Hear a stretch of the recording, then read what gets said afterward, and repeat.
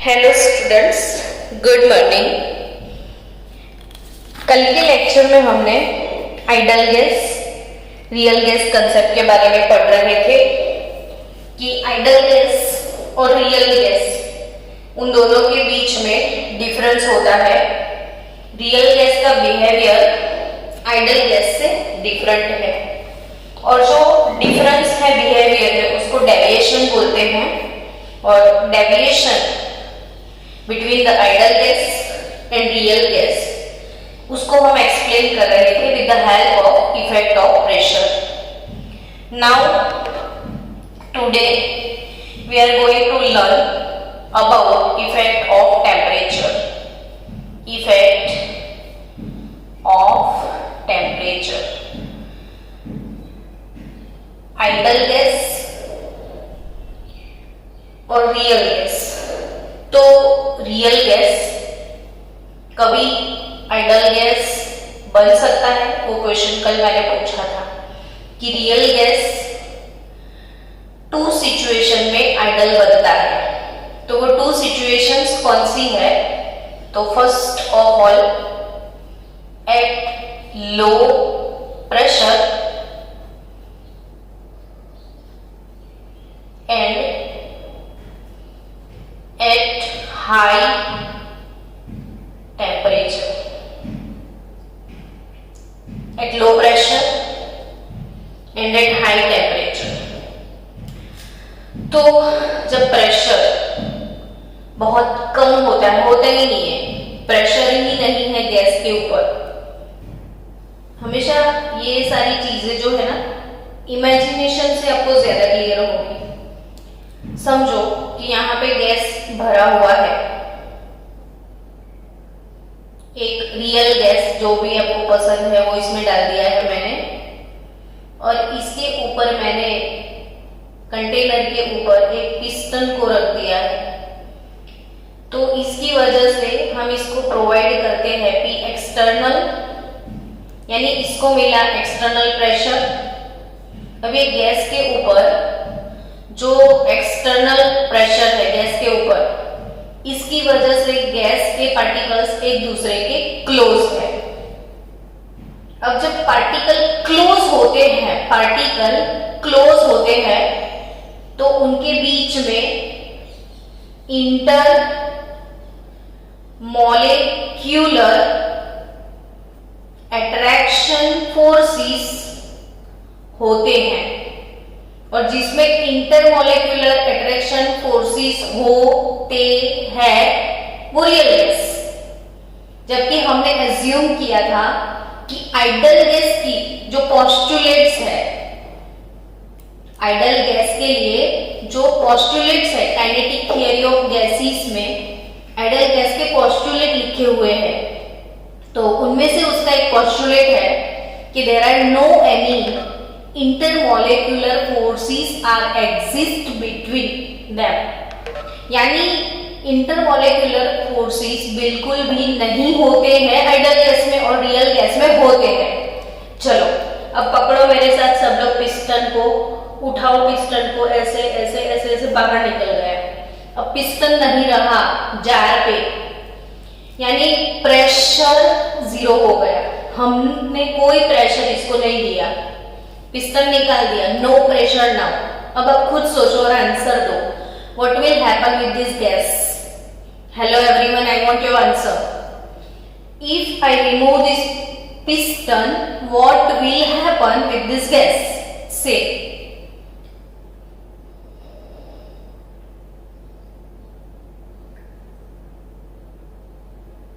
Students,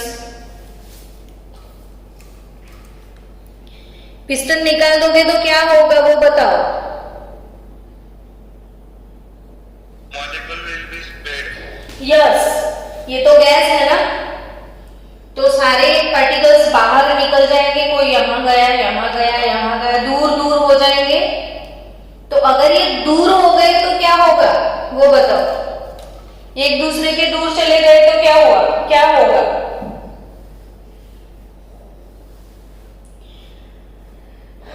तो एक दूसरे से काफी दूर है ना, तो इसके अंदर इंटरमोलिक्यूलर फोर्स खत्म हो जाएंगे, जीरो हो जाएंगे, यानी at low pressure real gas become ideal gas.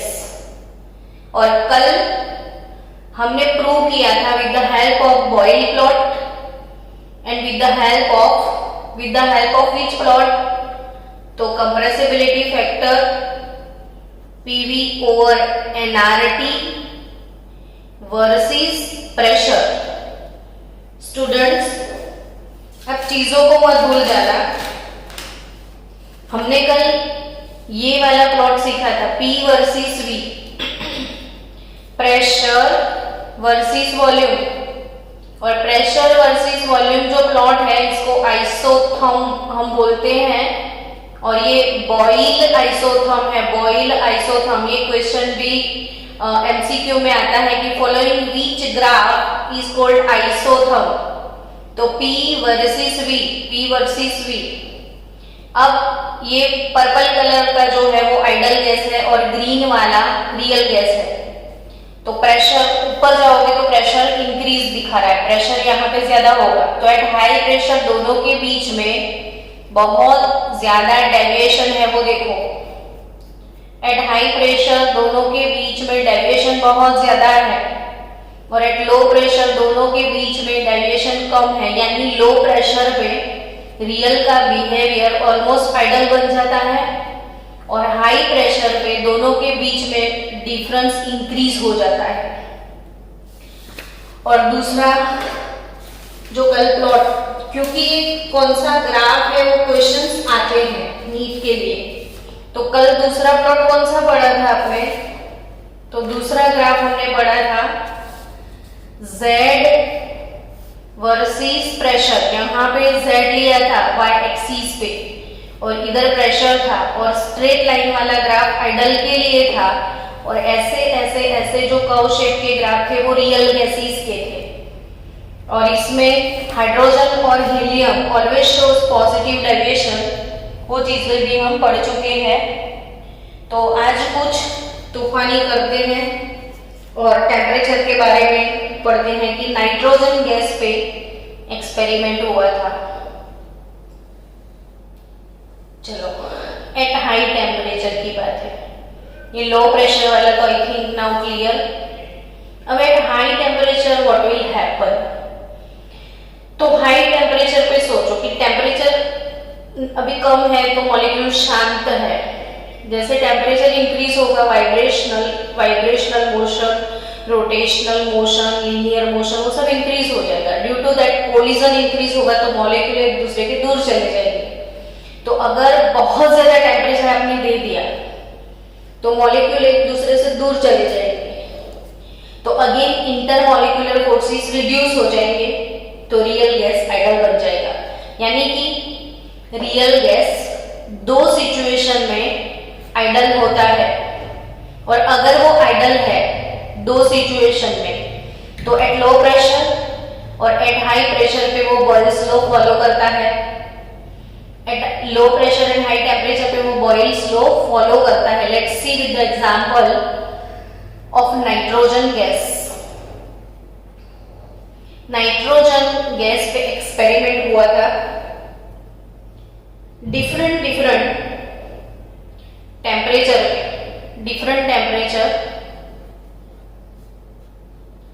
पर टेम्परेचर फिर कांस्टेंट लेना होता है। एक अभी 250 केल्विन सिलेक्ट किया तो होल एक्सपेरिमेंट के ड्यूरेशन में टेम्परेचर कांस्टेंट रहेगा, बिकॉज हम बॉयल्स लॉ के बारे में ट्राई कर रहे हैं इसलिए। तो at constant temperature P proportional to 1 over V, we know that, so PV is equal to K। तो टेम्परेचर कांस्टेंट रखा गया, प्रेशर एंड वॉल्यूम मेजर किया गया, और PV is equal to constant K। ये तो आइडल गैस का behaviour है, रियल गैस में ऐसा नहीं होता है, PV is equal to K। So different pressure versus pressure into volume का ग्राफ प्लॉट किया गया। P वर्सेस PV प्लॉट था। सो P वर्सेस PV के प्लॉट में पीवी कांस्टेंट है तो वो चेंज नहीं होता है, टेनी प्रेशर इंटर range of pressure PV constant, लेकिन वो तो आइडल के लिए होता है ना। तो ये आइडल का ग्राफ था और एक स्पेसिफिक टेम्परेचर T1 पे ये हुआ, फिर टेम्परेचर चेंज किया गया, फिर टेम्परेचर चेंज किया गया, फिर टेम्परेचर चेंज किया गया T4 और डिफरेंट टेम्परेचर पे आइडल गैस के प्लॉट ऐसे ही मिले, उनमें कोई चेंज नहीं आया। और अपना जो रियल गैस था नाइट्रोजन, उसके प्लॉट तो देखो कैसे आए, वो तो फॉलो ही नहीं करता बॉयल को। बॉयल बोलता है P proportional to V, Boyle uncle ने बोला पीवी कांस्टेंट, नाइट्रोजन गैस ने बोला कुछ नहीं कांस्टेंट, हमारे लिए कुछ भी नहीं है, हम तो जो चाहे यहाँ के हम सिकंदर। नाइट्रोजन गैस ने बोल दिया हमारी मर्जी, मुझे क्या करना है, तो वो फॉलो नहीं करता है, तो उसका ग्राफ ऐसे आया। ये रेड वाला नाइट्रोजन गैस का ग्राफ है, फिर टेम्परेचर थोड़ा बढ़ाया गया तो ऐसे आया, फिर और टेम्परेचर बढ़ाया तो ऐसे आया और फिर ऐसे आ गया। तो आप इस गैस के बारे में आपने क्या ऑब्जर्व किया, ये चारों ग्राफ में आपने खुद जो ऑब्जर्व किया वो चीज मुझे बताओ।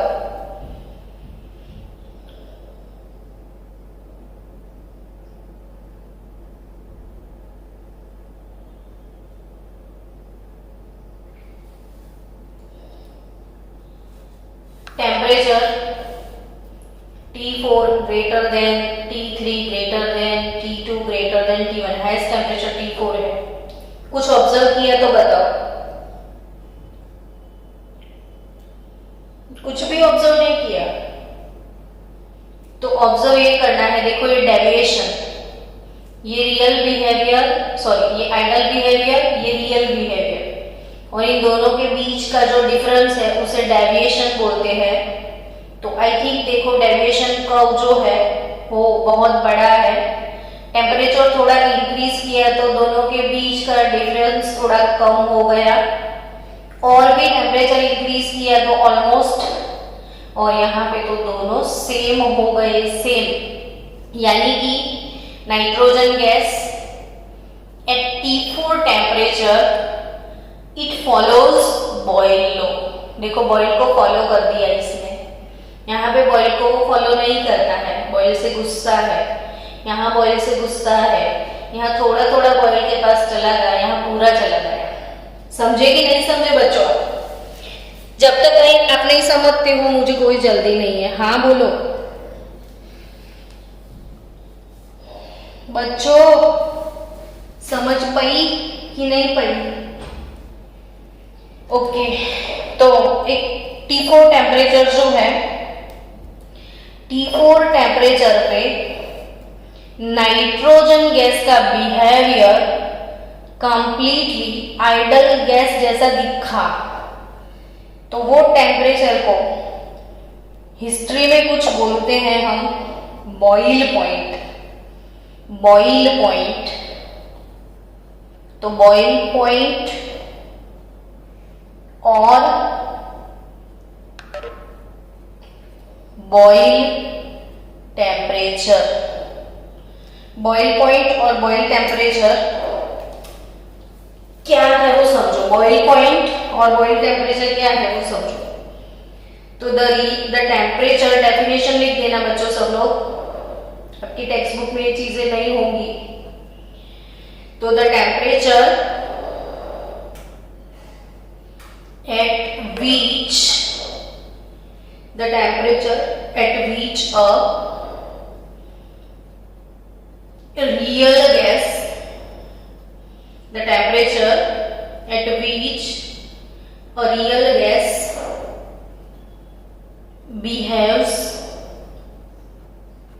real gas behaves like an ideal gas. The temperature at which a real gas behaves like an ideal gas over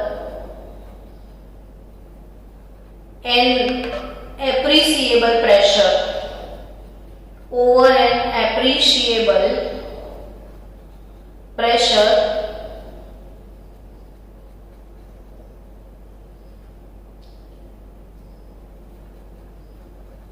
is called boil point और बॉइल टेम्परेचर। फिर से डेफिनेशन में बोल रही हूं, अगर आपको दिखता नहीं है तो the temperature at which a real gas behaves like an ideal gas, मतलब वो स्पेसिफिक टेम्परेचर जब रियल गैस का बिहेवियर आइडल बन जाता है, उसी टेम्परेचर को हम बॉइल पॉइंट और बॉइल टेम्परेचर बोलते हैं। और याद रखना, नाइट्रोजन गैस का ये एक्सपेरिमेंट है, तो नाइट्रोजन गैस का जो बॉइल टेम्परेचर T4 है वो टीन 2 फिर 2 होता है, टीन 2। तो आप ऐसे ही बोलना तो आपको प्रिपेयर हो जाए। तो नाइट्रोजन का बॉइल टेम्परेचर कौन सा है? टीन 2। और अगर हाइड्रोजन गैस का, just for your knowledge, ambulance को बुलाने के लिए हम कौन से नंबर पे कॉल करते हैं? तो 108 केल्विन, सेल्सियस में नहीं।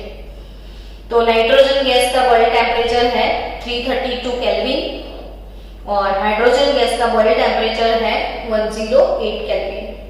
और व्हाट इज बॉइल टेम्परेचर बच्चों? तो बॉइल टेम्परेचर, तो temperature at which real gas behaves like an ideal gas over an appreciable pressure range is called boil temperature.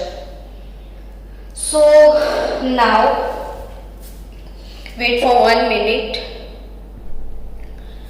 Next, जितनी इंपॉर्टेंट चीजें हैं नीट जी के लिए वो सारी चीजें मैं मेंशन कर देती हूँ, तो आप जब भी नीट का रिवीजन करने की इच्छा है तब ये वीडियोस रिवाइज कर लेना। कंप्रेसिबिलिटी फैक्टर Z जो कि था, उसके लिए हम लिख सकते हैं कि PV over nRT।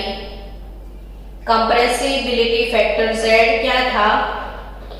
PV over nRT। तो जब रियल गैस का बिहेवियर आइडल हो जाता है तब हम बोल सकते हैं ना PV real upon nRT। PV real upon nRT। Actually ये डेविएशन सजेस्ट करता है कि Z कंप्रेसिबिलिटी फैक्टर मींस कि आइडल गैस और रियल गैस के बिहेवियर में कितना डिफरेंस है, तो PV real upon nRT। But if the gas shows idle behavior, now if the gas shows idle behavior, then what will happen? तो now PV idle is equal to nRT हो जाएगा। PV is equal to nRT है, but gas का behaviour अब idol हो गया है, पहले डिफरेंस था इतना। So what can we say about V idle? So it is nothing but nRT over V. It is nothing but nRT over V.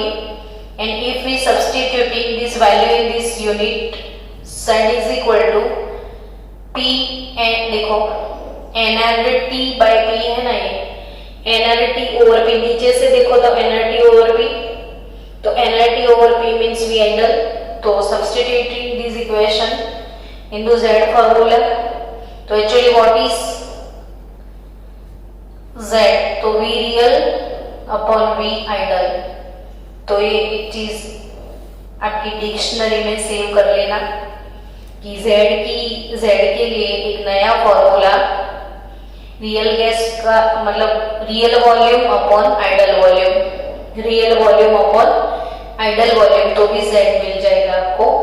Okay, now next topic we move. अब एक बहुत बड़ी बात हम पढ़ने वाले हैं, बहुत बड़ी बात, पता नहीं इतने टाइम में होगा कि नहीं। Wait for 1 minute. चलो next topic student,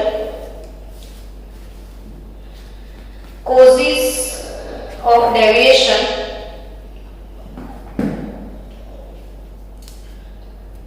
our next base topic.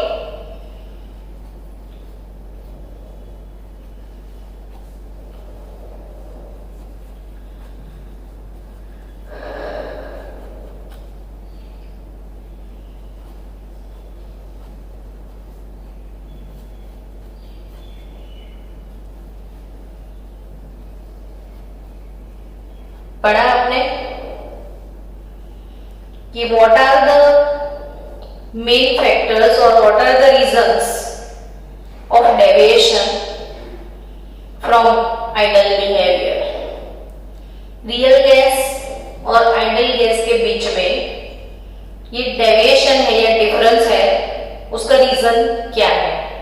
और दूसरी बात आपको पढ़नी है धीरे धीरे कि आप तो बोल रहे हो मैडम इतने दिन से कि ideal gas PV is equal to nRT follow करता है और रियल गैस ये फॉलो नहीं करता है, तो फिर तो ये जो अमानत है PV is equal to nRT वाली, वो तो आइडल की अमानत हो गई.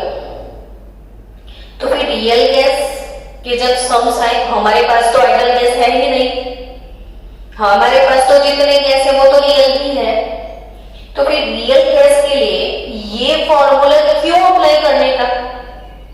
रियल गैस के लिए रियल वाला फॉर्मूला भी होना चाहिए. रियल गैस तो इसको फॉलो नहीं करता है, तो ये फॉर्मूला अप्लाई करके उसके सम सॉल्व नहीं कर सकते हैं.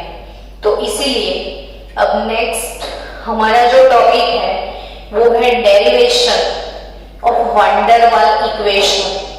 तो हमारे जो वैन डर वाल एक अंकल है, वैन डर वाल अंकल, उन्होंने हमको और रियल गैस जो है उसके लिए फॉर्मूला डिराइव करके दिया है. तो रियल गैस का जो फॉर्मूला है उसका डेरिवेशन हमको धीरे धीरे पढ़ना है. तो आज जितना होता है वो ये वाले लेक्चर में कवर करते हैं, बाकी का नेक्स्ट लेक्चर में कवर होगा. सो स्टार्ट करते हैं कि रियल गैस और आइडल गैस, इन दोनों के बीच के डिफरेंस की बेसिक जो रीजन है वो है postulates of idol gas. Actually kinetic theory of gases, इसमें गैस के कैरेक्टरिस्टिक और पोस्टुलेट्स दिए गए हैं. और वो पोस्टुलेट में सबसे पहला पोस्टुलेट गैस के बारे में क्या बोला गया है वो ध्यान से पढ़ो कि the volume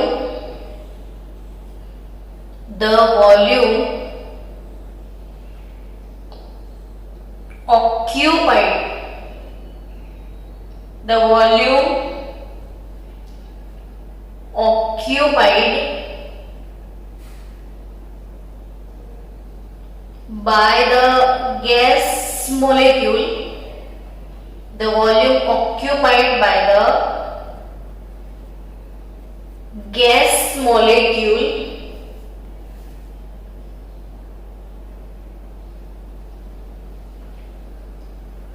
is negligible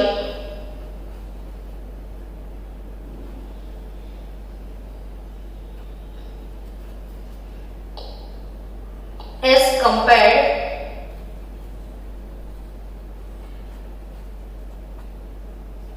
to the total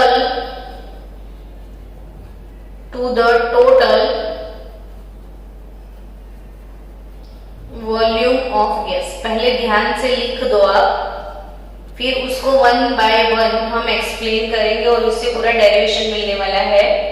and the other postulate of gas in the theory of kinetic, the forces यानी intermolecular forces. So forces of attraction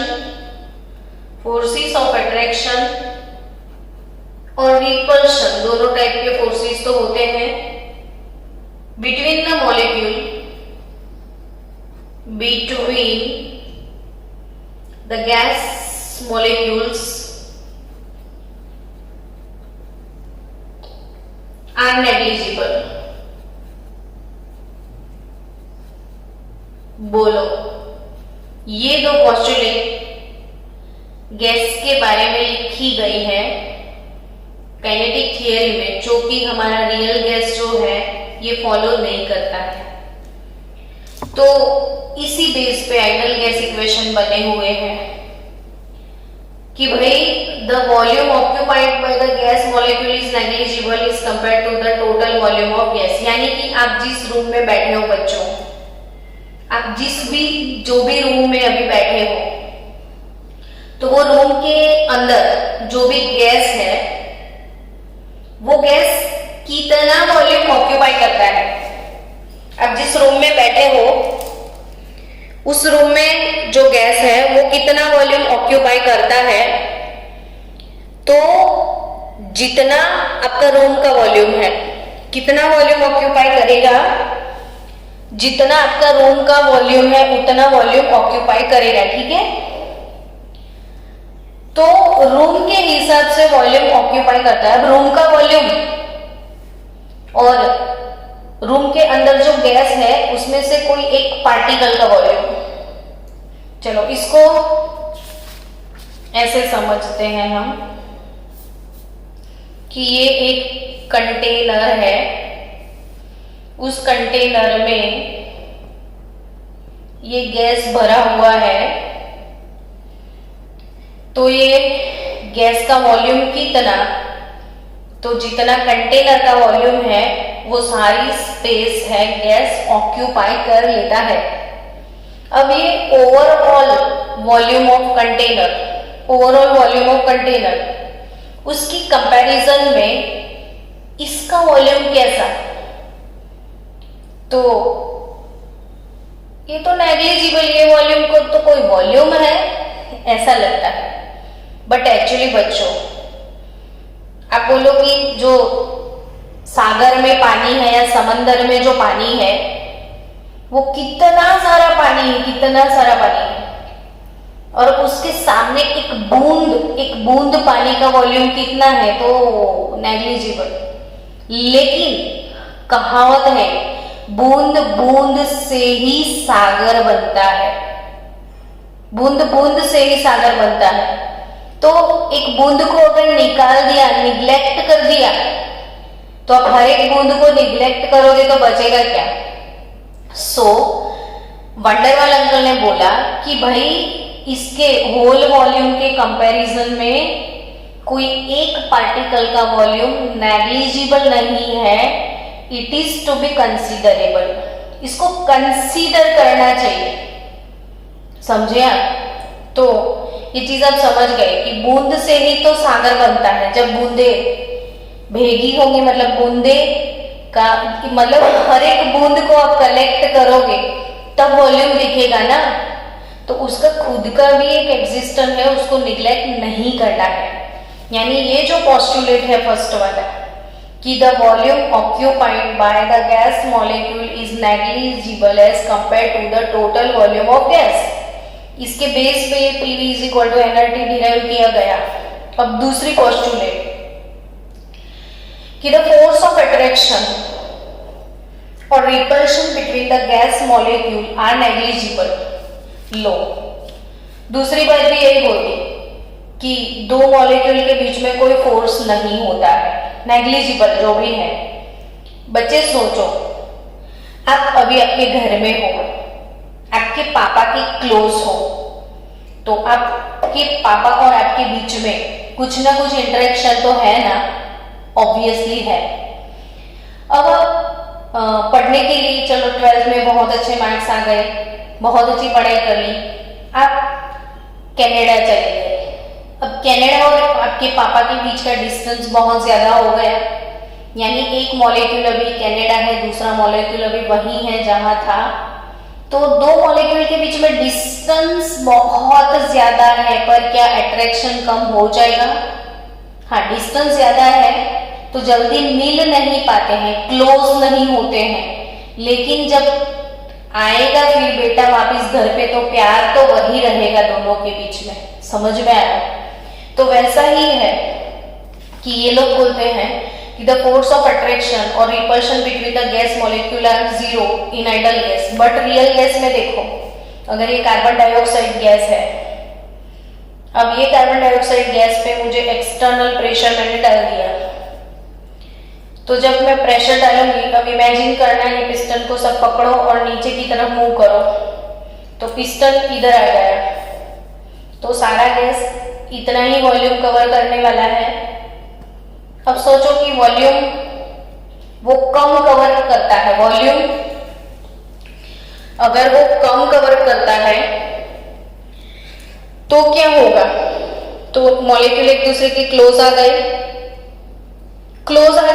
तो वो ही अट्रैक्शन बढ़ गया, अट्रैक्शन बढ़ जाएगा तो वो लिक्विड हो जाएगा। तो अगर किसी गैस को कंप्रेस किया जाए, किसी गैस को कंप्रेस किया जाए, कंप्रेस यानी प्रेशर दिया जाए, तो वो लिक्विड बन जाता है।